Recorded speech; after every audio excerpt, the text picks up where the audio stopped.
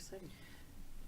Mayor Protem, may I just, a little bit off base, but I do want to take this opportunity to just thank Crystal and other staff members for the amazing amount of these grant applications that have gone in and raised literally millions of dollars for our recreation efforts. And you know, when we're raising money like this, and assuming we get this one and we've received others and have those in hand, that is less money that our taxpayers have to spend out of their own pockets because we've raised it from other sources. So I can't stress enough how substantial that effort has been and the millions, literally millions of dollars that we have raised for the community center project and our other parks and recreation amenities that we're actually going to the voters and asking for their approval on coming up in November. So tons and tons of that. So just thank you very much for the hard work, Crystal, for you and your staff for that. Who administers this grant, by the way? Which department? It would be, if we receive the grant, I think it would mainly come out of the from our office. No, I mean, on the state level. Oh, I'm sorry. This is from the Labor and Economic, the Department of Labor and Economic Opportunity. It's interesting. Yeah. Has it been around for a while? I believe it's ARPA money. So no, it's okay. yeah. All good news. Need a, Do we need a motion to approve so moved? this grant request? Second. Okay. Roll call vote, please. Councilmember Burns? Yes. Councilmember Whitehead? Yes. Mayor Pro Tem Edgar? Yes, motion passes. Okay, we are on to 15C. Mr. City Clerk Ed Norris, please. We have an election coming up in November 7th.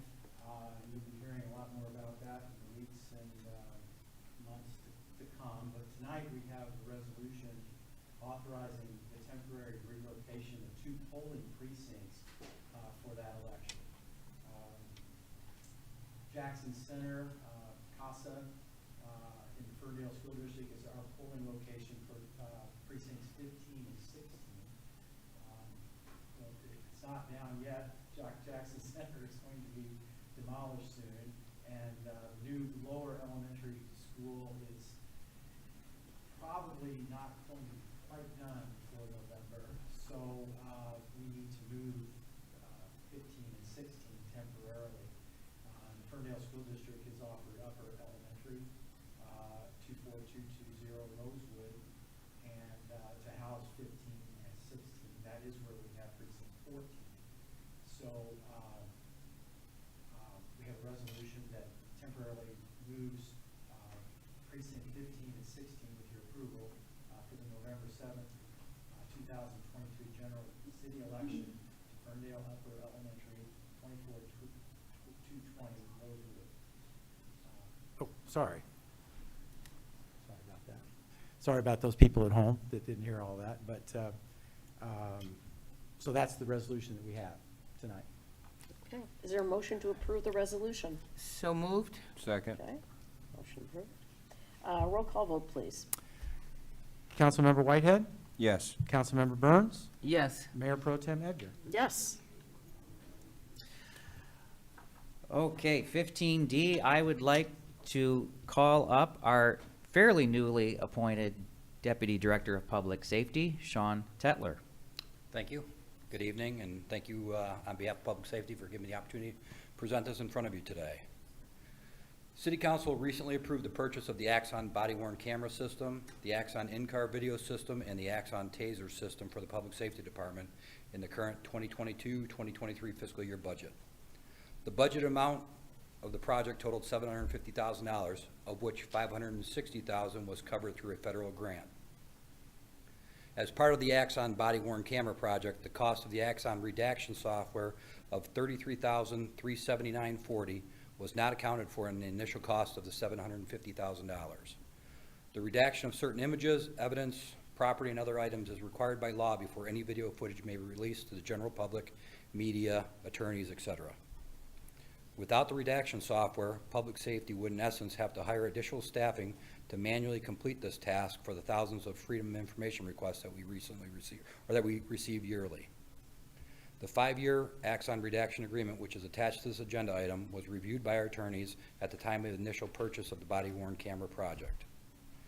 The total purchase price of the Axon redaction software for the 5-year agreement is $33,379.40. Today, we're asking that City Council authorize a budget amendment in the amount of $33,379.40 to be taken from the general fund balance to cover this expense. Included in the packet is the quote for the project. Mayor Pro Tem, if I could just ask Deputy Director to just elaborate a little bit. I know, in my communications with you and the staff in public safety, one of the things that's, I think, most notable to me is that, yes, this may cost $33,000, but the amount of staff hours that we save, not having to literally go in and, review the footage, let's call it. So to put it in perspective. Yeah. Video of the event takes place. You can go in and identify the person that you need to subdue their image. You draw a box around their face, and then the technology will follow that person until their face is no longer seen, blocking it the entire time. If you didn't have the software, every frame you have to hit the space bar, moving the person. When they move out of the box that you draw, you have to redraw the box, space bar, space bar, space bar. It would take infinitely longer than the actual video footage is. It also has the technology that you can do the same thing to photographs on the wall, pieces of mail on tables and things like that, so you're blocking out necessary things, where you literally have to do that with every object there. This allows you to capture it, play the video for several seconds or minutes as long as it's still on the screen, and then when they're out of the screen, you recapture that same image and it continues on. So it saves an extraordinary amount of time. And money. Correct. Good. Okay. Is there a motion to approve the payment? So moved? Second. Budget amendment. Okay. We've got, motion by Councilwoman Burns, seconded by Councilman Whitehead. We need a roll call vote. Mayor Pro Tem Edgar. Yes. Councilmember Burns. Yes. Councilmember Whitehead. Yes. The motion passes. Thank you very much. Thank you. Okay, 15E. I would like to ask our city assessor, Dawn, to please join me at the podium for a request to approve the lot combination application submitted by Corso Building and Ventures LLC for parcels on 11 Mile Road. Dawn. Good evening, everyone. Corso Building applied to combine some lots where they already have a building, they're all vacant. Oh, I think, is your mic, I'm sorry, is your mic on? There, sorry. They're developing an industrial flex facility. They already have site plan approval from the building department and a brownfield approval. We just need city council's approval to combine all of these lots together. So moved? Do we have a second? Second. Okay. We need a roll call vote for this. Sure. Councilmember Burns. Yes. Councilmember Whitehead. Yes. Mayor Pro Tem Edgar. Yes. Do we have any discussion here? I just have one question, Don. I'm Sorry. sorry. What is the virtue of combining all these parcels? Why do it? I'm assuming, I'm not in the planning department, so I'm assuming that putting these parcels all together has something to do with whatever it is that they're trying to build over there. They have a site plan approval for some sort of facility, and in order to build that facility, they have to combine all of these lots together to do that. Can I City just, manager, time yeah, for and I want to just echo what Dawn just said. I think, I'm totally speculating, but, I mean, obviously, with one parcel ID, if you're the owner, it simplifies, you're getting one versus, 4 or 5, I think in this case. Different mailings and different, taxes, and Yeah, you it can't just build simplifies across, you everything. can't build across lot lines. Or They that. have to be all one complete parcel in order to build there. Got it. And what is the total area of Joan Heights. I didn't know that it had a name, but now we know that this is called Joan Heights. How big is it altogether? I would have to actually look at the original plat. Because each subdivision, you know, they have 100, they could have 400. It just depends how they were originally platted when they were platted back in, most of them are in the 50s. Okay, Can I just, I don't, I'm again speculating, but I'm guessing it's probably, because it's 4 or 5, I'm sorry, combining 5 parcels, so if it's just, if it was originally platted as, you know, both parcels are platted, residential maybe, then we can assume this is what, about 1.5 acres of property, give or take? About an acre? that's okay. Any other questions? Thank you. 1.6 acres. 1.6, there we go. okay. All right. Oh, thank you. Okay, 15F, I would like to call up Deputy Finance Director Josh Johnson. Thank you, City Manager Tungate. Good evening, Mayor Pro Tem and Council. I'm back. I'm just asking for the approval of a 1-year extension with the audit contract this year with our current auditors, Raymond, for a total fee of $61,600. They've been with us for about 10 years now, so we've had them for quite a while. The reason for the 1 year is because of the high inflation rate. We felt it was appropriate to go out for bid next year. Oh, is this better? Yeah. Okay. Due to the high inflation rate, we felt like it was appropriate to go out to bid next year. We want to make the pricing competitive, so that's why we did the 1 year this year. So we're just asking for recommended action of approving the 1 year extension for our auditors, Raymond. Okay. Do we have a motion to approve a 1-year extension of the audit contract with the current auditors, Raymond, for $61,000 and $61,600? So moved. Second. Okay. Motion by Councilwoman Burns, seconded by Councilman Whitehead. Roll call vote, please. Councilmember Whitehead, Yes. Mayor Pro Tem Edgar. Yes. Councilmember Burns. Yes. Okay, the motion passes. Thank you. Thanks, Josh. 15G, I would like to call up our very own resident city engineer, Kara Grissomer. Thank you, City Manager. Good evening, Mayor Pro Tem, council members. We are presenting the amended contract with MDOT for the 9 Mile resurfacing project that has just recently been completed. The amended contract with MDOT for the construction of the 9 Mile resurfacing project will be in the total of about $2 million, just shy of $2 million, which is our share of the 9 Mile Road project per the awarded bid. Some pay items were removed from the project, so the total cost owed to MDOT will be less than the total amount in the contract.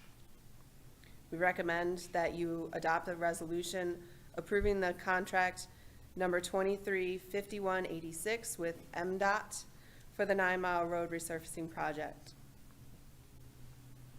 Okay. Thank you. Is there a motion to approve the contract? So moved.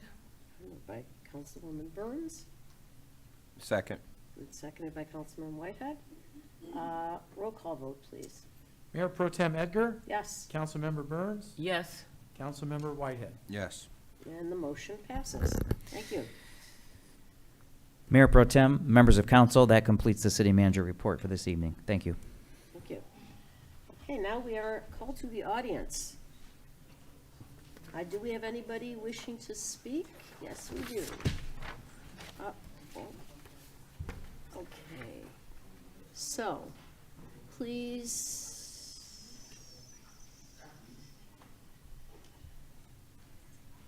give your full name and address. Hello, everyone. My name is Dana Braxton. I'm at 21600 Kipling, And unfortunately, I'm here for the same issue. It's the cars racing down North End. It is getting ridiculous. I can even go with the fact that it's noisy. I can overcome that. It's getting worse. I was even gonna videotape it. I was just like, I don't wanna be that person, but it's, cause I live right on the corner of North End and Kipling. It is getting, I mean, it's ridiculous. The speeds are speeding up. I mean, it's louder, it's cars, it's motorcycles, it's everybody. Then it goes down all the streets. It's just getting a little ridiculous. So again, we've asked a couple times, can somebody come out? Maybe if we just even saw a presence. I understand they're busy. I understand public safety has so many things to do. We are understanding of that, right?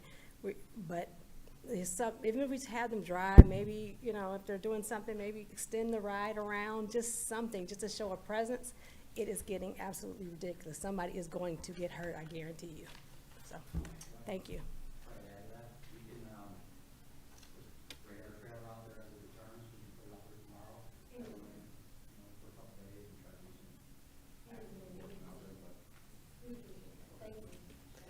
Thank you.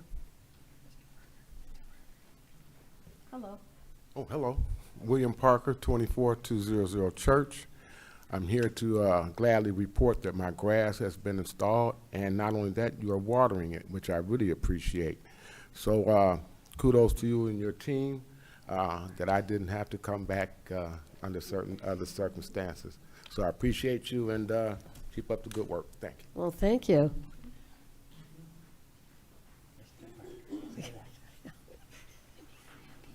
Hi, please state your full name and address. Nehal Agarwal. I own the property at 22180 Greenfield. So we bought the property in August 2021. It was vacant for many years before that, and we've been really excited to rebuild it, have some sort of national chain or a medical facility, something that would be good for the city there. But we've run into a lot of bumps along the way. So in September 2021, we talked to Salam and Kim at the city office about the property, and they were also really excited. After we met with them, we hired an architect and a contractor, and then we met with them again about a month or two later, and they told us, in November, and November 2021, and they told us about an issue with the wall. There's a wall separating the two neighbors behind us and our property, and it's an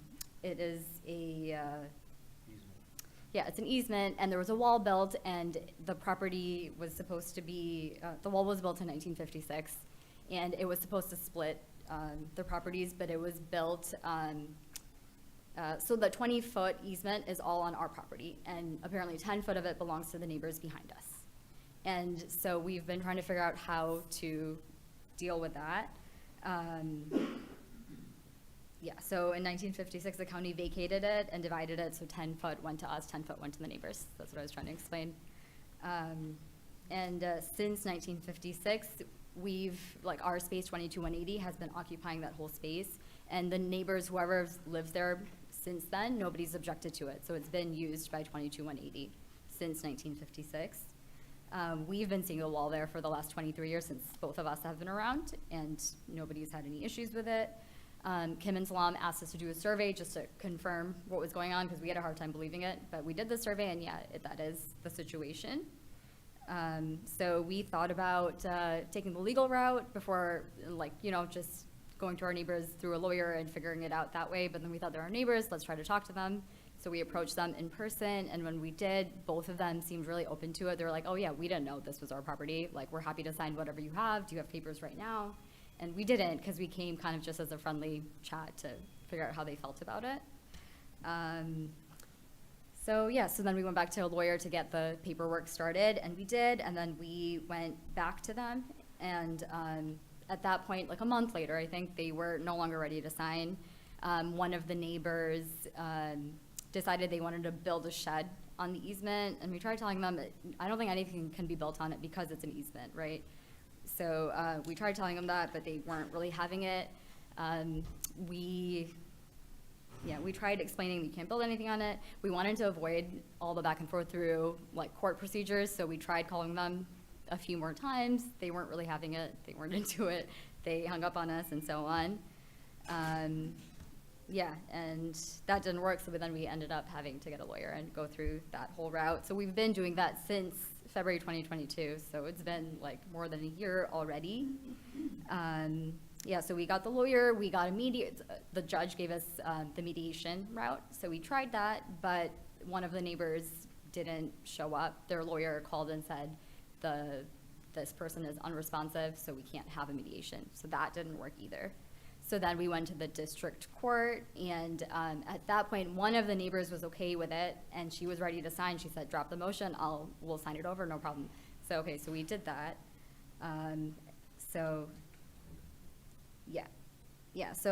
Court stuff was obviously very time-consuming, very expensive for both of us, not even just us, for the neighbors as well. So it's just been hard all around. So the other neighbor has not agreed to sign anything, and actually we haven't had much communication because his lawyer dropped him. I don't think he's gotten another lawyer, so we're kind of just stuck with him. We don't know what to do. We've talked to DTE. We got a no objection certificate for the land split division. So we're asking for your approval for the land split division. I know we're not on the agenda today, but we're hoping you could do something to speed up the process for us. City Manager Tungate?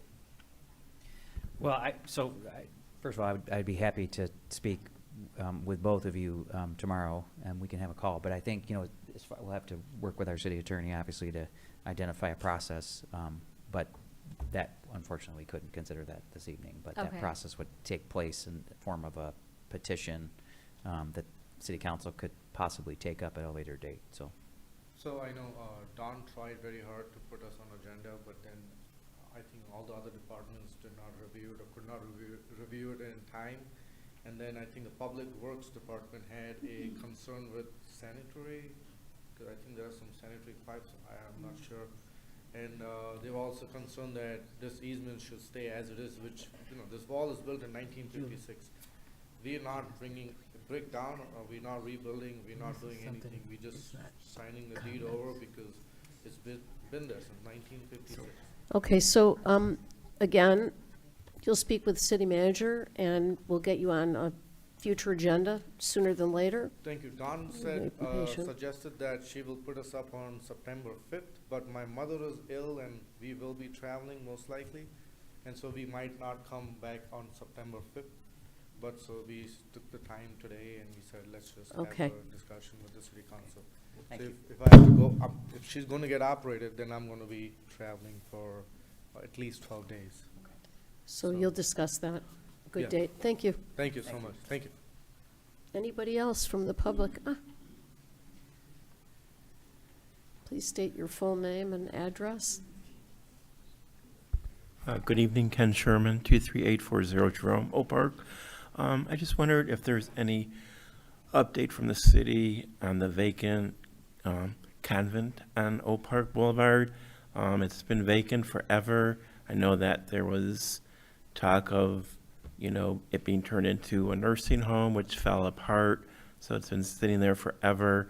And it's really, even though the grass is being maintained and the windows are boarded up. I mean, I know they changed the boarding of what they had previously to something, quote unquote, more aesthetically pleasing. But to me, I mean, the curb appeal and the blight on the city continues. And I just wondered if anybody has an update as to where that stands, what's being done with it, and is there any thought to it being torn down? That's my first comment. And then secondly, just regarding the dog park, it's been great for my two dogs. We've been there once or twice a day, every day since it opened. So, kudos for the dog park. Thank you. Thank you. City Manager Tungate, can you address that? Yeah, so I do want to just give a little reference to this. So no one is more frustrated than me or the staff about that property. So there's a long story. The Archdiocese sold the property for development. We expedited the process to try to work with the developer years ago. Of course, the developer disappeared on us. So it's not a city-owned property. We are actually in the process, because we've had it, of potentially filing, or in process of filing, a nuisance action in circuit court, which would potentially force them to remediate the property, whatever that means. Could be demolition or redevelopment, whatever it means. So we are in that process now. Anybody else? Please state your full name and address. Pamela Gerald, P.O. Box 155, Southfield, Michigan, 48037-0155 in the community. And when I do planning, people know me as PG, which is basically my initials. I came here about a week or so ago, maybe a little longer, talking about a very successful first town hall study session that we had in the city of Southfield. And just to remind you, it's a collaboration between the Southfield Police Chief and the Farmington Hills Police Chief. So now we're doing part 2 to the town hall study session. So the first one was on how to reduce gun violence. The question that we posed to the audience was, is it possible to reduce gun violence? If so, what is the solution and how do we accomplish it? This question we're asking, talking about suicide prevention, what's next? How can law enforcement and the community come together to reduce suicides? So I'm asking for Mayor Pro Tem and a lot of the city officials, and we saw you and the mayor at the first event, asking the public in Oak Park to come and support this event. This is conversation that really needs to happen. We have to find out why our kids are dropping like dominoes. Why do they feel that there's no other route other than to take their lives? So it's not just the kids and the veterans and the people that are taking their lives. When they take their lives, they're also taking the lives of their family members because they grieve and they lose a part of themselves. So this is very important. Please come out on Thursday, September 14th, 2023 from 5:30 to 8:30, and we do start on time. It's going to be at the Hawk Community Center located at 29995 West 12 Mile Road. And for the people that are not familiar with the Hawk Center, it's formerly the Harrison High School. It's between Middle Belt and Orchard Lake. So please support part 2, and we are already working on part 3. Thank you. Thank you for your very important work and for bringing this to our attention. Do we have anybody else from the public who wishes to speak? Okay, if not, we've got a call to the council. Let's start with Councilman Whitehead. Have a good night, everybody. And Councilwoman Burns? Thank you, everyone, for coming out. Please have a pleasant evening. Thank you, everybody, for coming out and making us aware of things that we need to be aware of. Good night.